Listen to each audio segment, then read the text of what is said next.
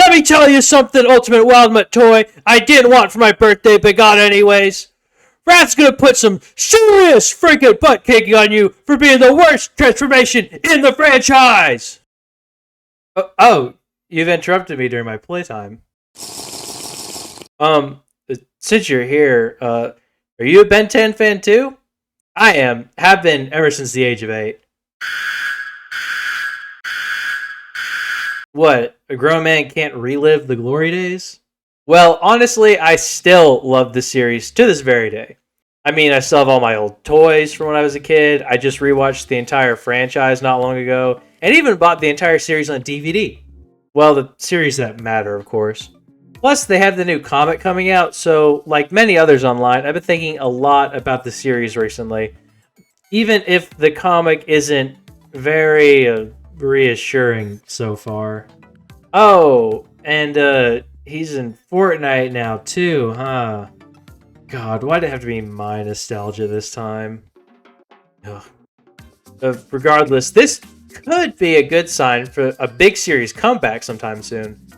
And honestly, the best outcome would be a new kart racer. Am I right? Oh, and a new animated series would be pretty cool too. Yeah, it's already been 5 years since the reboot series ended, and 12 years since the last Ben 10 series that matters. Please, make it stop!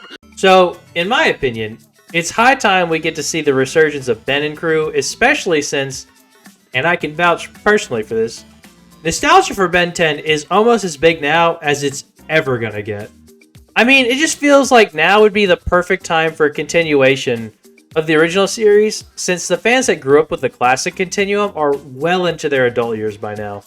And, even more importantly for the business types, have a much larger expendable income. Well, expendable compared to that of a middle schooler. In this economy? All this to say that, yes, if they made more action figures for a new show, I at least would seek them out religiously.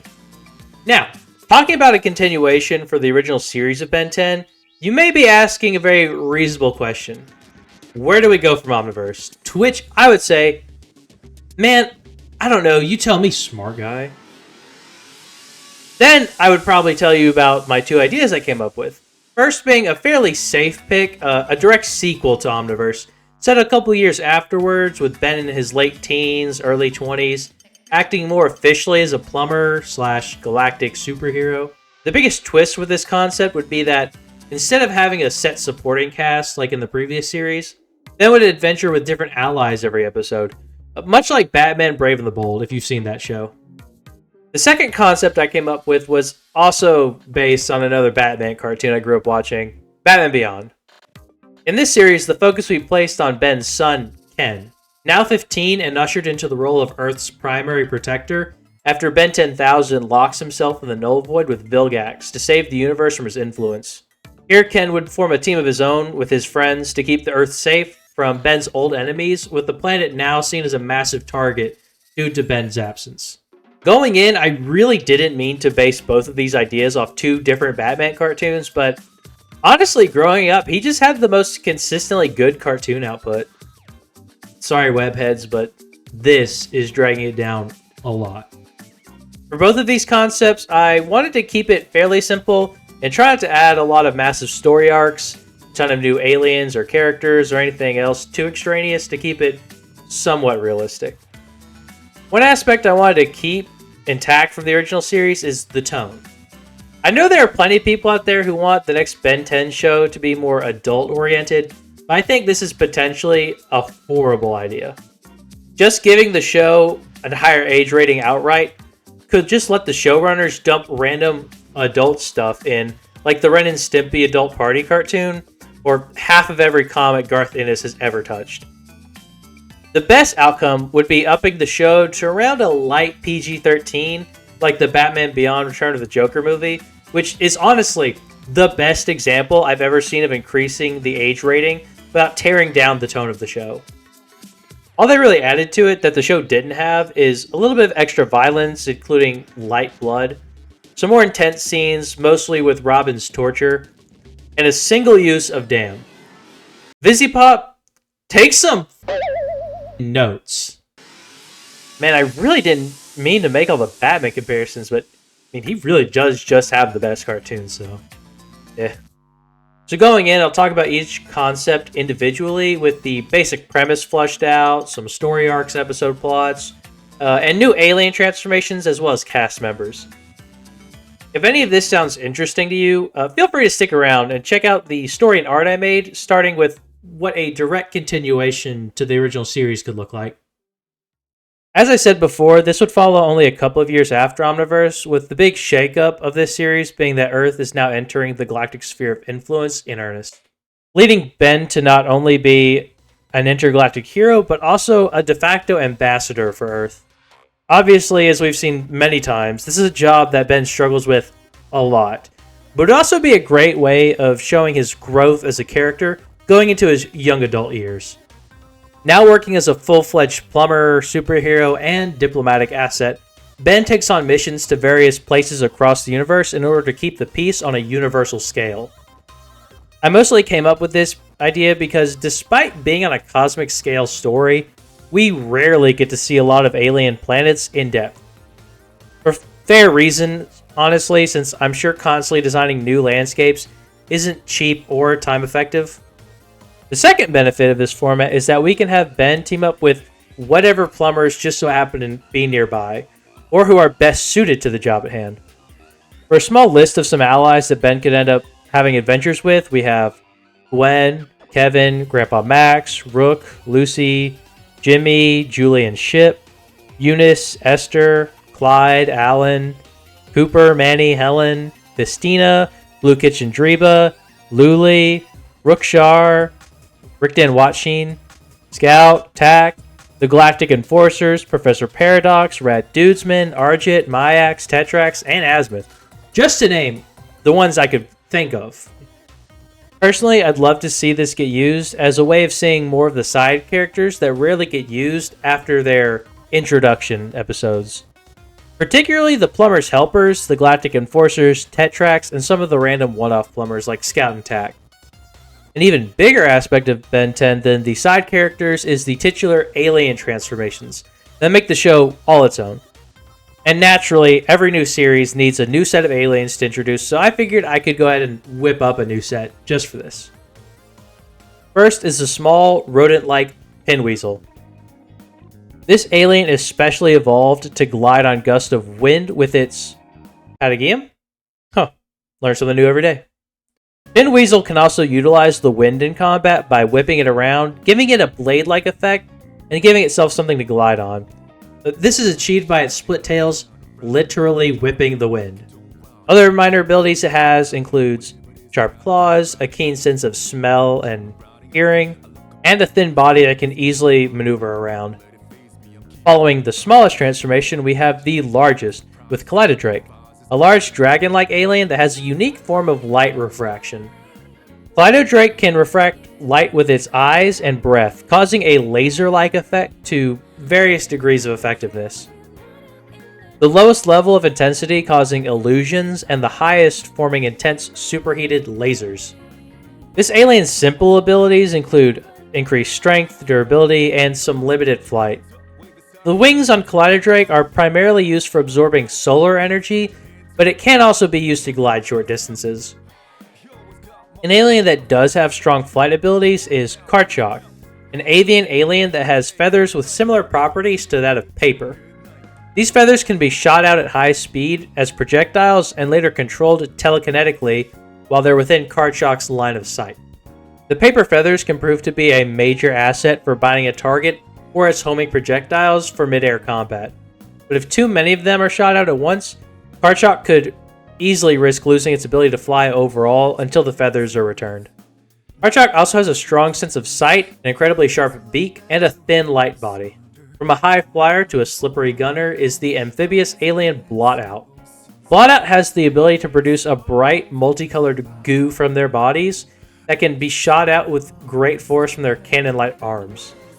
This goo is incredibly slippery, and when shot out, takes the form of goo balls similar to paintballs.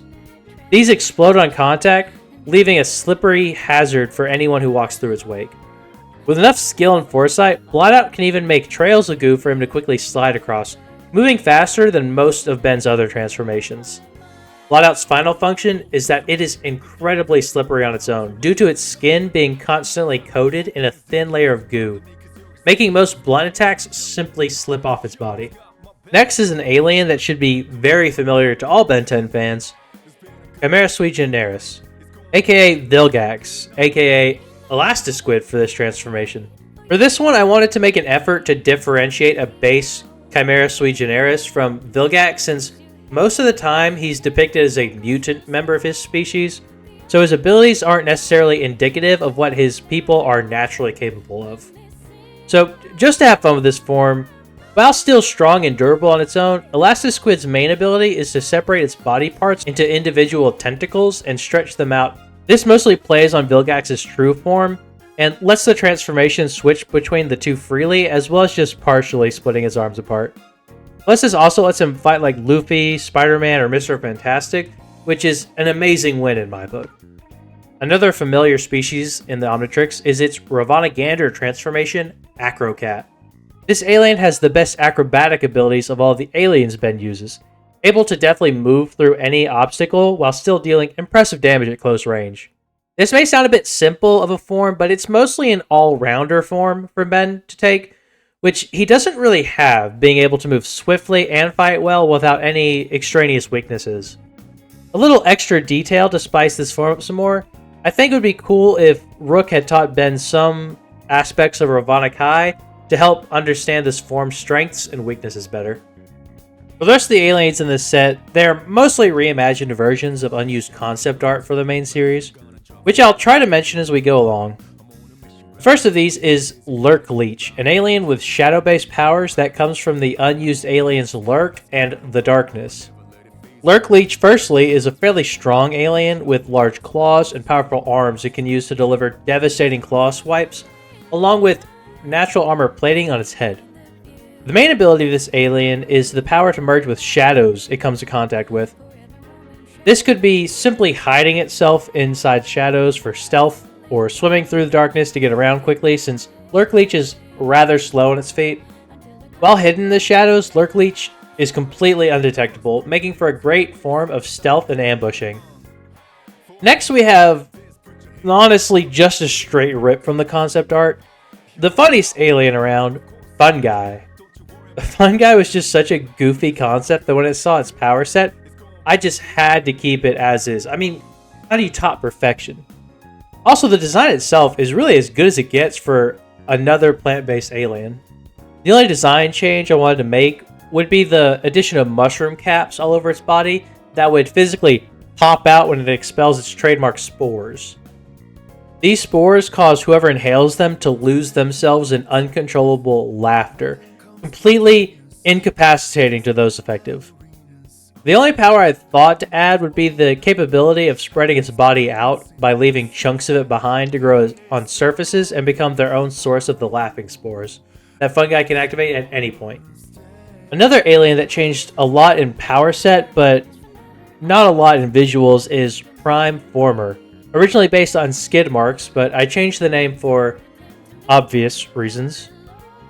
Prime Former is another speedster alien, but this one in the base form of a mechanical centaur with the unique ability of being able to transform into any kind of vehicle. These vehicles are most often formed with others riding it in mind, making it an ideal alien to use when partnered up with, since its transformations can move around just as quickly as its base form. Other than its speed and modular body, Primeformer can easily repair itself and transform its body to deal more damage in combat by turning partially into vehicle parts. And lastly, we have the freakiest design I made for this series, Doublespeak, a mix of mealy mouth and ventriloquid. Doublespeak is a very similar alien to Eye Guy, with it being a muscular alien that features many facial features all over its body, namely mouths in this case. The many mouths on Doublespeak have maximum control over their vocal cords, easily allowing them to mimic any voice or sound they've heard at least once. These mouths also have very powerful bites and can even be used to enhance the form's grappling ability in combat, overall making this alien a great mix of stealth and action. I feel like these aliens have a fairly unique mix of designs and ability sets that may not reinvent how Ben uses his aliens per se, but are a fun addition to his regular rotation of fighters. With the new aliens covered, I feel like we can now go ahead and hop into what kind of stories this setup can provide, mostly breaking it down by season arcs or themes, then to some random one-off episode ideas. Starting with Season 1, I think it's best to keep it largely episodic to help focus on the status quo shift of Earth now mingling with other planets' politics and how the plumbers facilitate their relations. I don't want to fully take Ben off-world for the show, since there are a lot of terrestrial villains I'd love to see around still, like Animo, Zombozo, and the Forever Knights, so I think he'd just travel back and forth for the missions. Back on Earth, I could see humanity being pretty divided over wanting to stay isolated from the wider universe or wanting to join in the larger sphere of influence, while other planets don't necessarily take Earth too seriously outside of notable human plumbers and, of course, Ben. This could climax with the season finale being a two-parter featuring the Forever Knights reforming with the support of the Isolationists, who then attempt to undermine the plumbers by erecting a dome around the planet that also doubles as a massive solar panel grid. This works as a two-pronged attack on the public. Firstly, this instantly resolves any fear of alien invaders, since the dome is completely unbreakable and thus prevents anyone from entering or leaving the planet's atmosphere. Secondly, the solar panel aspect draws an approval for solving a potential energy crisis that could come from being left stuck on Earth with no outside support. To solve this internal dispute, Ben has to show that even as he helps the universe at large, Earth will always be his home and his first priority, culminating in the plumbers exposing the cruelty the Forever Knights impose on their alien prisoners, turning sympathies back for Ben and the plumbers. Alright. Going into this next season concept, I'm coming in with a agenda. Kevin. We need to fix this poor son of a bitch's lore so bad it physically hurts me when I had to research this. Like, I love Kevin. He's so cool, and I love his character arc, and I wish Derek J. Wyatt, rest in peace, didn't hate Ultimate Alien Force for some reason. If you don't know what I'm talking about, I'll try to break it down fairly quickly. In Alien Force, Kevin was given the backstory that his father was a plumber and an alien called an Asmosian, who was a partner of Grandpa Max at the time and died in the line of duty. This absence being what caused Kevin to go down his mean streak from the original series, where he didn't have much of a backstory at all within the show. From here, they expanded a bit on Asmosians with the villain Agrigor in Ultimate Alien, who was also an Asmosian, and first name-dropped their homeworld Osmos 5. Now, this sounds pretty reasonable, right? Benton is full of aliens, so Kevin being one isn't too much of a switch, right? Well, the Omniverse team would disagree, since they went and just retconned all of that away as quote-unquote false memories from this boiled Megamind-looking prick. They did all this just to make Kevin a mutant instead of an alien for whatever reason. The part that bothers me the most is how much brainwashing is required to make this work. Cervantes would have had to mindwash Kevin, Grandpa Max, Kevin's mom, Agrigor, and maybe Ragnarok. The last two being completely butchered in retrospect by this change, since Kevin had a direct vendetta against Ragnarok for killing his father, which would obviously be an issue if his dad never existed. Agrigor almost getting it worse, with him just being described as nothing more than an experiment to replicate Kevin's powers that was just released freely to threaten the entire universe. Do you see by now how convoluted this whole retcon has to be to make it work when Kevin's history was just fine beforehand? Sorry for the rant, but I really feel like it's necessary for you to understand how much this bothers me going into the next season breakdown. So, starting off with the term Osmosian now being used to describe mutant humans is actually a concept I don't hate, if we have to stick around with the mutant angle. This would be a great way of grouping some other powered humans that don't use magic or alien genetics, such as Cooper, the Circus Freaks, or other original series bad guys. The main threat of this season would be Agrigor returning, now mentally unstable after learning the truth of his origin and becoming an Osmosian supremacist. Effectively Ben 10's version of a character like Magneto. Agrigor's new plan still focuses on assimilating alien DNA, but this time with the goal of gaining the abilities necessary to create his own habitable planetoid, just for Osmosians to live away from humanity, effectively making Osmos 5 real for his people. After interrogating Cervantes over Agrigor's past, he confirms that some of his false memories were really just a form of manipulation, bringing Devin Levin back into the canon as Kevin's biological father, but now an Osmosian mutant instead of an alien.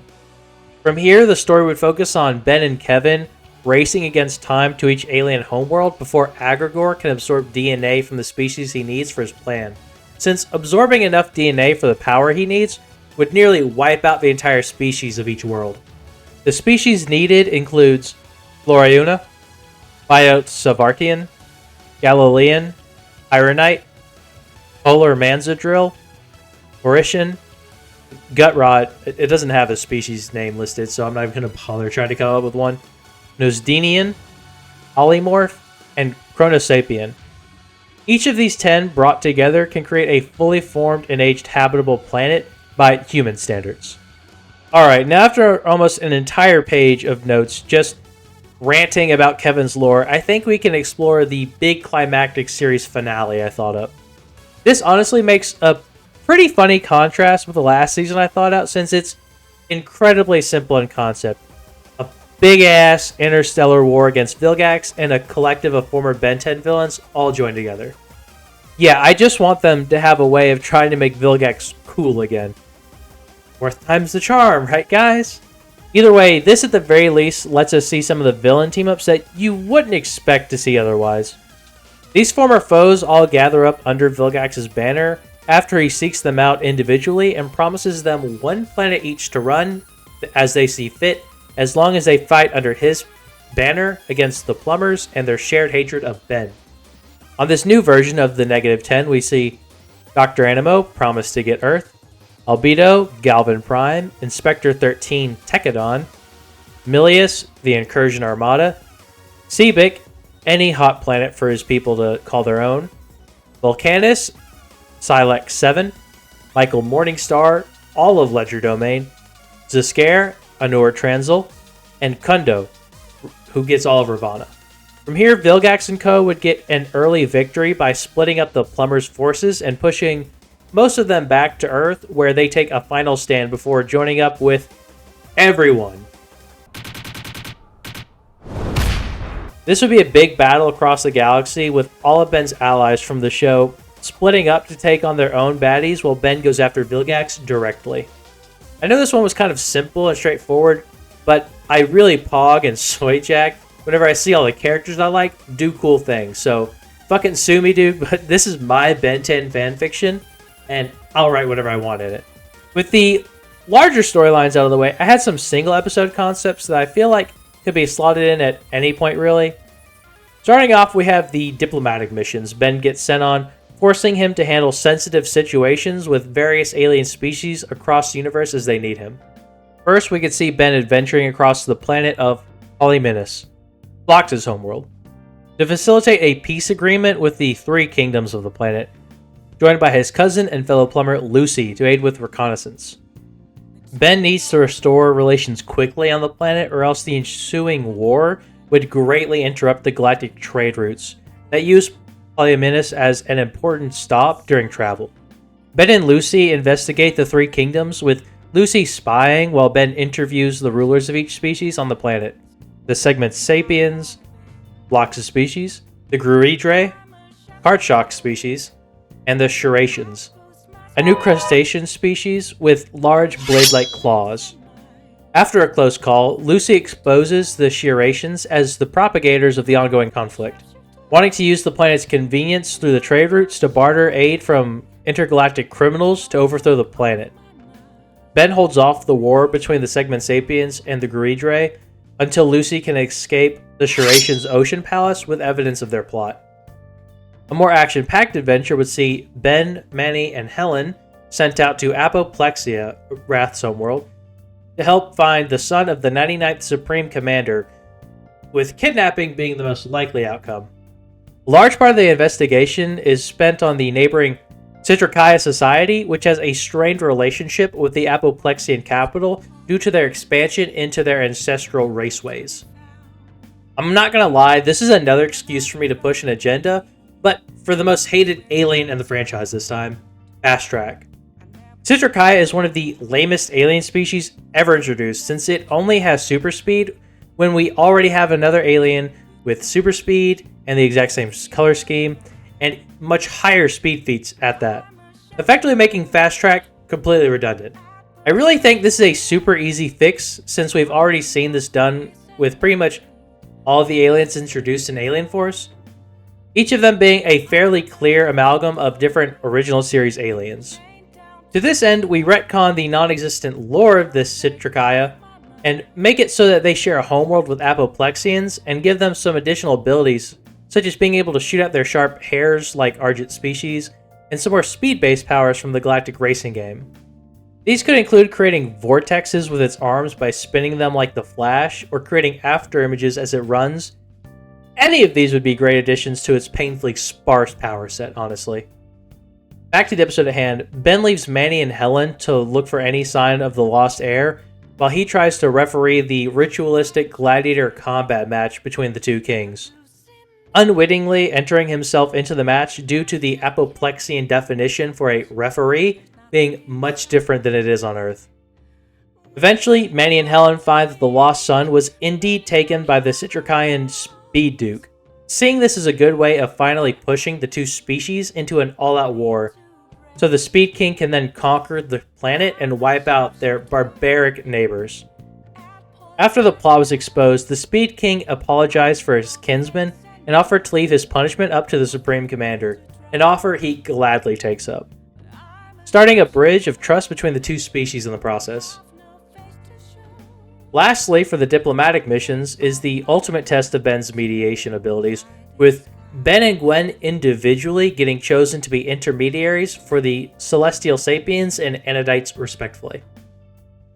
The Celestial Sapiens seek to punish and limit the Anodites for their ability to freely manipulate the physical world with no restrictions, and for their mingling with mortal species.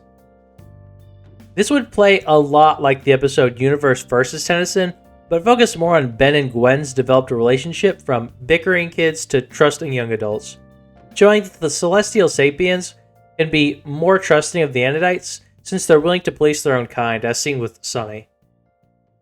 From here, I just wanted to let out some unique concepts for episodes featuring a new character, new alien, and a returning villain. Starting with the return of Kyber, after his mental shakeup from the direct use of the Nematrix. I just think it'd be pretty interesting and potentially funny to have him return seeking revenge on Ben, but with a more demented and unstable obsession. Now wielding a biological sword that's infused with a busted Nematrix.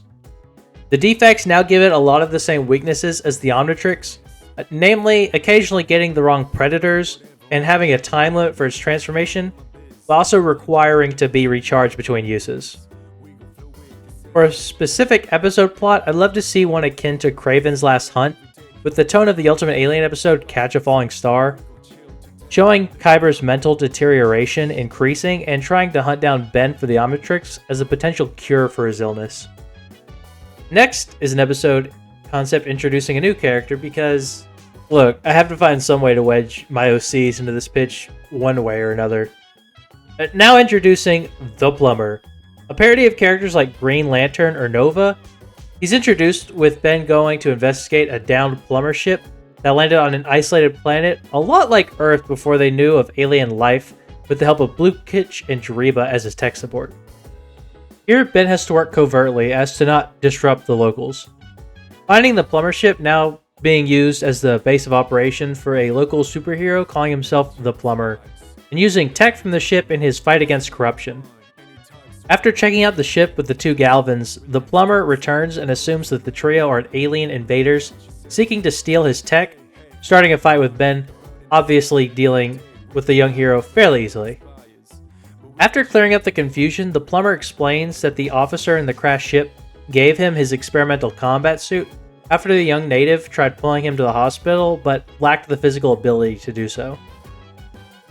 After sharing some more heroing tips, the new allies are attacked by a local villain of the plumber, who entrusts Ben and the Galvins to look after the ship while he battles the villains that threaten his home city and seek to use the tech from the ship to their own ends. I'd also like the plumber to join the regular rotation of allies after this, since he can assist Ben in other random episodes from this point onwards. Finally, the very last concept I have to share for this pitch is an episode concept that ends with Ben gaining a new and very unique transformation.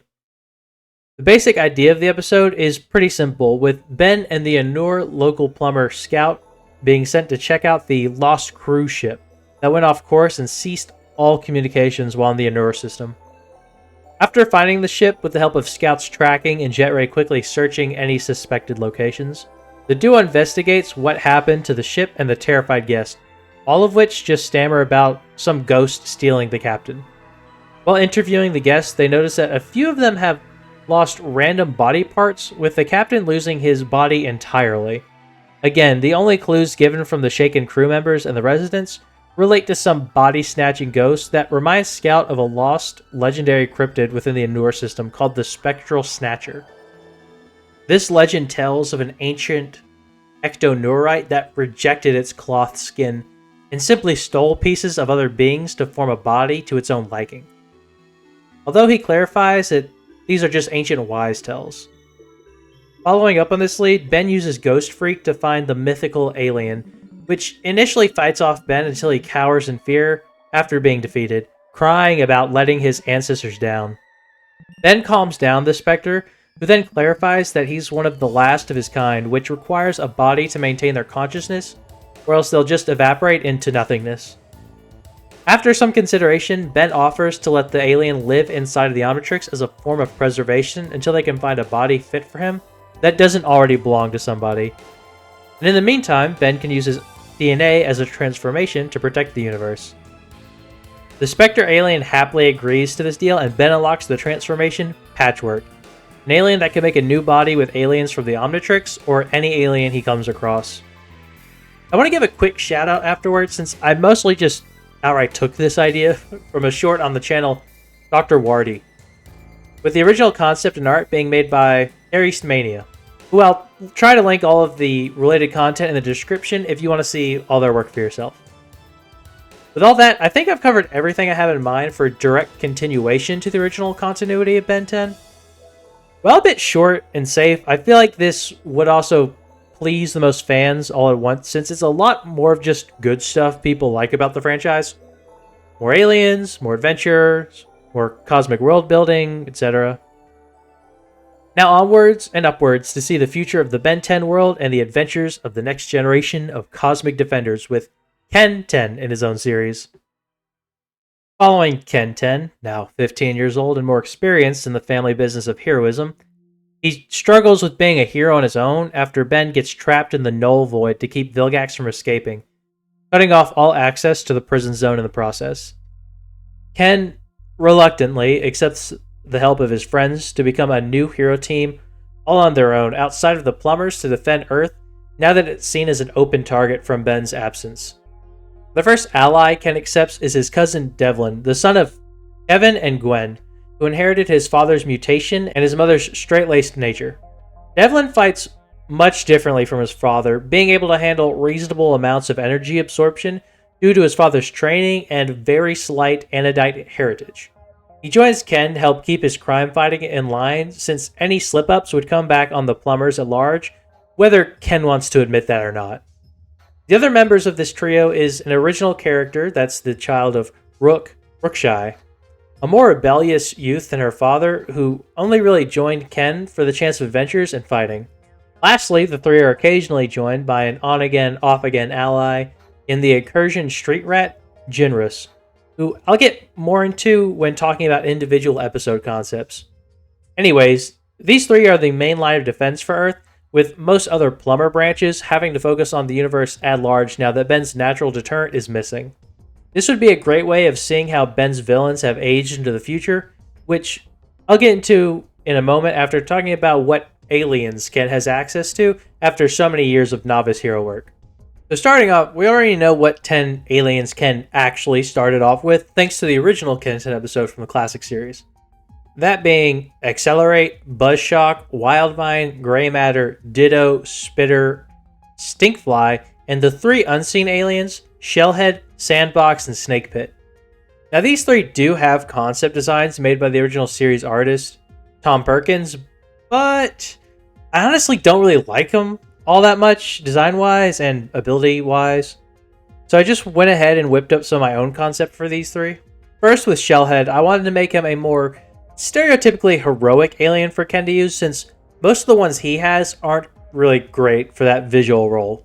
So as you can see with the art, he's pretty much just Captain America mixed with a Ninja Turtle, which I found to be an extremely cool design and power set wise, with the Shellhead being able to generate durable plates of armor around its arms and legs, even being able to extend them out as a dome or throw them as a projectile. It would also be reasonably strong and tough on its own, making it the best fighter from Ken's base lineup. Before going further in, I wanted to clarify that I picked and designed these aliens with the idea that Ben would find these safe enough for his son to use. I mean, think about it. If you were a dad, would you really give your son access to the transformation that makes him a living nuclear reactor or a giant dinosaur? With that in mind, next we have this version of Sandbox, which is a quadrupedal insectoid alien that has the ability to suck up dust and sand and blast it out of its feet, mouth, or wings to create clouds of sand or condensed blasts of sand. Sandbox is also fairly durable thanks to its tough exoskeleton and wide frame. The final alien is Snake Pit, which is a humanoid snake-like alien that has the ability to slither and writhe much like any regular snake, or even extend snake-like appendages from its arms to bite or wrap targets up. Its bite specifically has a paralytic effect that acts extremely quickly, but doesn't last more than a few minutes. After this base lineup, I also had the idea of having Ben give Ken 2 new aliens every year for his birthday as a present. Aliens that Ben approved of first, obviously. This would boost Ken's alien pool all the way up from 10 to 20, which I just picked from pre-existing aliens in the series that I could see Ben letting his son use. These additions include Ripjaws, Frankenstrike, Upchuck, Eye Guy, Goop, Spider Monkey, Water Hazard, Bullfrag, Kickenhawk, and Blocks. Now that we've established what Ken is working with as the new hero of Earth, let's hop in and see some of the adventures he can get up to. Beginning with Season 1, it's mostly just establishing the setting, characters, and state of society in the future, and how Ben's absence affects everyone, with the main conflict being Ken trying to fill in the void left in his wake. This could be a great way of seeing how aliens have incorporated into Bellwood over the years, with communities such as the Incursion Refugee Camp, the Underground Kraho Society, the Transporter Union, etc., etc. The Incursion Refugee Camp is populated with incursions that were ejected from the Armada for not being particularly cruel enough. On Earth, they're a lot like real-world gypsy groups, stealing and traveling all around Old Undertown, since they do still have some villainous tendencies. This is where Ken would first meet Jinrus and helps mend the incursions into the general underground setting better. The Graho are still led by Esther, but keep to their own community in the hotspot while traveling outside for work and materials occasionally.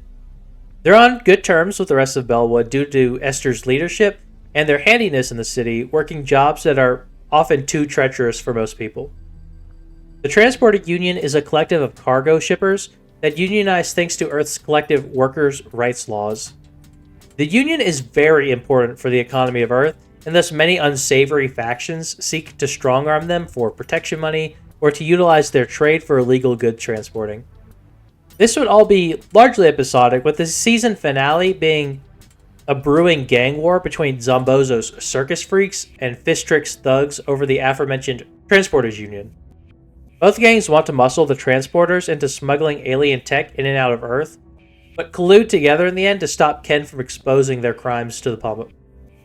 Moving from the seedy underbelly of futuristic Bellwood to the major corporations that dot the megacity, we see Ken and gang look into the illicit activities of the strange new business ventures since Ben's disappearance. The first of this being Billions Cosmetics, which is run by Billy Billions, now running publicly as a creator of various beauty products based on his condition. In reality, Billy uses this as a cover for his illegal weapons manufacturing and alien tech trading ring. building up many connections in the criminal world in an attempt to build an army that could take out Ben for good. With Ben out of the picture and the plumbers needing more assistance, Billy offers to supply them with weapons and robots while hiding the true nature of where his tech comes from, leading Ken and his group into uncovering the evidence of Billy's criminal ring and bringing it to the plumbers. Also during the season, we could see the reemergence of Captain Nemesis and Kangaroo Commando as a hero-for-hire duo, both wishing to replace Ben in his absence as the de facto heroes of Earth. The redeemed heroes now utilize high-tech battle suits to fight crime with, the suits having a wide assortment of abilities that Ken quickly recognizes as powers from different alien species. After investigating Nemesis Tower, the group discovers that the new heroes are using captive aliens to siphon off their DNA as a power source for their suits, kind of like an archaic version of what the Omnitrix does. After having their crimes exposed, the duo crashes out on Ken, battling him to a standstill as Devlin and Shai free the captive aliens. Before getting to the series finale, I wanted to throw a random idea out that would come up somewhere in the middle of the series, with Ben coming back from the Null Void. Obviously, he'd be coming back in some big climactic season finisher to help Ken with a major threat that's just outside of his ability set. But after that, he could become a recurring cast member for Ken's adventures. I did have one episode plot based around Ben that I thought would be nice. Him trying to take Kai and Ken on a road trip, like when he was young. Ben would do this in a very relatable idea of wanting to give Ken the same kind of childhood as him, but after the family keeps getting split up due to their own bad guys running amok, they eventually give up on the trip. However, in the end, it's revealed that their villains were all working together for a combined plan, so the family does get to bond in their own unique way. For the last season idea I had, it's pretty bare bones, to be honest, since it's mostly just a fanfic what-if concept. I don't know what villain would fit this best, but I think having different versions of Ken from across the multiverse teaming up would be really fun, since we could see how he would turn out with different love interests Ben had over the course of the show. Ken would be the only one with an Omnitrix, since I think all others' versions would have their own power sets from their alien ancestry or other parental attributes. This could include a Tetraman hybrid Ken, an Incursion hybrid Ken, a Kraho hybrid, a human with ship aiding him, a human with the ability to control microchips, and a magic user Ken, just as reference to the fanship of Ben with Charmcaster, even if this one is a weak, nonsensical option. And for the very last concept of this video I wanted to pitch is a really fun one, a parody of the original series episode, Ghost Freaked Out. This would focus on Ken unlocking and frequently using the alien transformation Tweedleboom, the Omnitrix transformation of a Vreedle, which would give Ken increased strength and an expert knowledge of demolition and explosives. Ben would learn of his son using this alien and immediately tell him to never use it again, since every time he reverts after using it, a clone of Tweedleboom is spawned in the nearest Vreedle cloning station. Afterwards, the father and son duo have to find and stop the army of destructive Vreedles before they can cause too much damage throughout the universe. I just think the idea of an alien escaping the Omnitrix, but it's like a retarded Vreedle, is super funny and could play out really well for a comedic angle. Alright, and I think that's all the Ben 10 fanfiction I could come up with for now. Yeah, who the hell am I kidding? I could do this all goddamn day. But to keep it all short and sweet, I think this is a good point to pinch it off at. 2 new series concepts, complete with some season and single episode plot lines, new characters, and naturally new aliens to boot. Now that I've had my time to yap, I'd love to hear what your ideas for the future of this franchise are. I've seen a ton of neat fan projects over the years, so I'm glad to see that the fandom is still running so strong even after all this time. So please, if you have any concept you've been working on, go ahead and link it down in the comments below, or go share it on socials if you like, Twitter, Instagram, Newgrounds, which I'll have all of mine linked down below if you want to check any of those out to see the art I made in this video. Whether you have a writing project, animated series, comic, or just a simple design series, I'd love to see all of it from one of the most passionate fan bases online. With all that, I think I'm ready to go for today, so I hope you liked the video, subscribed, and commented, all that good stuff. And I hope you have a good rest of your day, night, afternoon, whatever it may be for you. And I hope to see you again in whatever I do next.